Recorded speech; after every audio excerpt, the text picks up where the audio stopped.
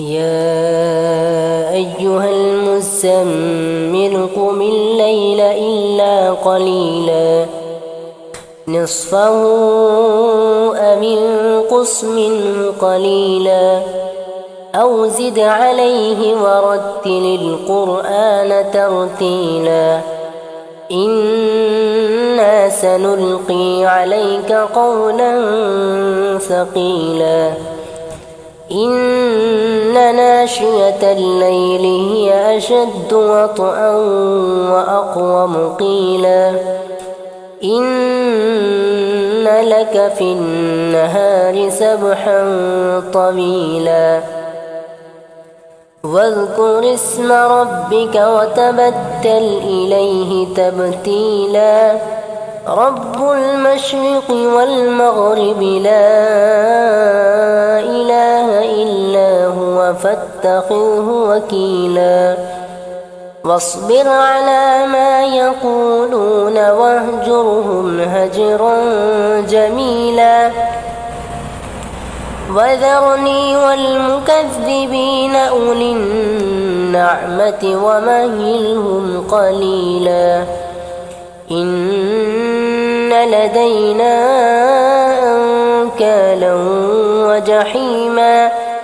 وطعاما ذا غصة وعذابا أليما يوم ترجف الأرض والجبال وكانت الجبال كثيبا مهيلا إنا أرسلنا إليكم رسولا شاهدا عليكم كما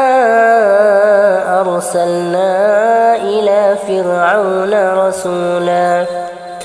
فعصى فرعون الرسول فأخذناه أخذا وبيلا فكيف تتقون إن كفرتم يوما يجعل الولدان شيبا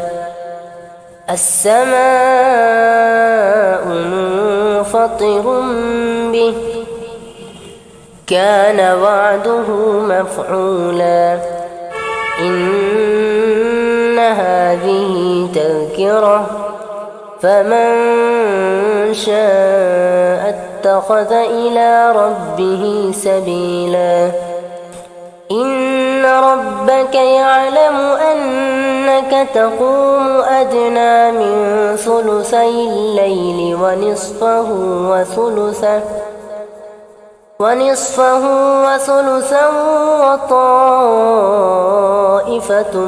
من الذين معك والله يقدر الليل والنهار علم أن لن تحصوا فتاب عليكم فاقرؤوا ما تيسر من القرآن علم أن سيكون منكم مرضى وآخرون يضربون في الأرض يبتغون من فضل الله وآخرون يقاتلون في سبيل الله فاقرؤوا ما تيسر منه وأقيموا الصلاة وآتوا الزكاة وأقرضوا الله قرضا حسنا